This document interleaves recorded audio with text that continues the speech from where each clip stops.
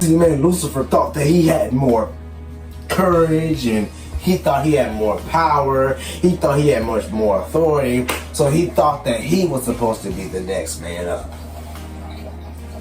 But really, it was not the case. Really, man, that Jesus was supposed to be the next man up. But see, man, realize, man, that after all this occurred, realize after all this realize after all this had happened, realize Lucifer still thought that he was going to be the next king. Realize Lucifer thought that he was going to be the next one. Realize that he thought that he had everything. But it was not so. That was not true. That was not possible. Realize, man, that if he had just stayed humble, he could have been in heaven.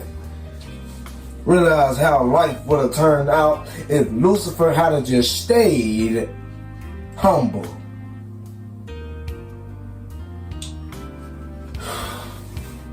But this story has been so crazy. You know, I just can't get it in my head. I just can't get it in my heart.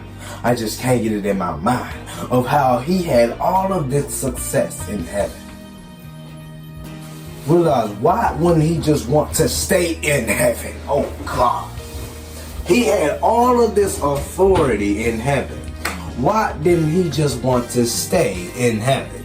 Realize he has so much passion. He has so much of this. He has so much of that. He has so much of this, that, and the other. Why wouldn't he just want to stay in heaven? But he wanted to be the bigger man. He wanted to be a more powerful angel. He wanted to take over heaven. But Jesus had, God had so much power that God was not going to let that happen. God was not going to let that slide. God was not going to let that happen to heaven. He was not going to let Lucifer take over, because he knew once Lucifer had took over heaven, it would have turned into something bad. It was not going to be good. It was not going to turn out okay. It was going to be the wrong thing that he could have done.